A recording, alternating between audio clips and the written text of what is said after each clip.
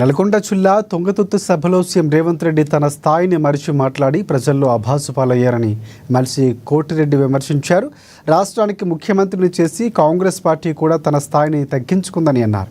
నల్గొండ జిల్లా Miryalaguda BRS party కార్యాలయంలో ఆయన సమావేశం ఏర్పాటు చేశారు. ఈ సందర్భంగా చేసిన అభివృద్ధి చెప్పుకోవడానికి ఏమీ లేక మాజీ మంత్రి జగదీశ్వర్ రెడ్డిని వ్యక్తిగతంగా టార్గెట్ చేసుకుని మాట్లాడటం సరియైన పద్ధతి కాదని సూచించారు.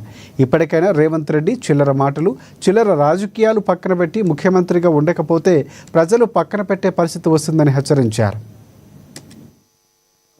మొదటి స్థానం వచ్చిందని మరి ఎప్పుడు లేనటువంటి తెలంగాణ రాష్ట్రం భారతదేశంలోని వరిధాన్య ఉత్పత్తిలో నెంబర్ 1 స్థానానికి ఏ విధంగా పోయింది? కేసీఆర్ గారి కష్టం కాదా? కేసీఆర్ గారి ముందు చూపు కాదా? కేసీఆర్ గారు తీసుకున్న నిర్ణయాలు కావా? నువ్వు అధికారంలోకి వచ్చిన తర్వాత నువ్వు కట్టిన ప్రాజెక్ట్ ఏంది? నువ్వు విడుదల చేసిన నీరేంది? ఎక్కడ 1 ఎకరం అదనంగా సాగైందో చెప్పు.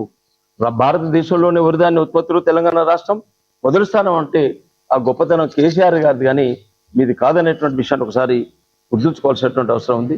ఏదేమైనా ముఖ్యమంత్రిగా ప్రజలు నీకు అవకాశం ఇచ్చినారు. హుందాగా వివరించడం నేర్చుకో.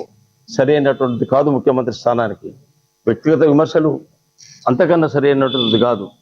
వ్యక్తిగత విమర్శలు పోవాలంటే నువ్వు ఒకటి మాట్లాడితే ఇటు 2 మాట్లాడటానికి సిద్ధంగా ఉంటారనేటువంటి విషయాన్ని మాట్లాడితే దీన్ని సరైన విధానం కాదు. ముఖ్యమంత్రిగా నీ భాష, లేస్తను వ్యవహరించేటువంటి తీరు, నీ రాజకీయ స్థాయిని నిన్ను గనక మెజర్ చేసుకుంటే నీకున్నటువంటి విషయం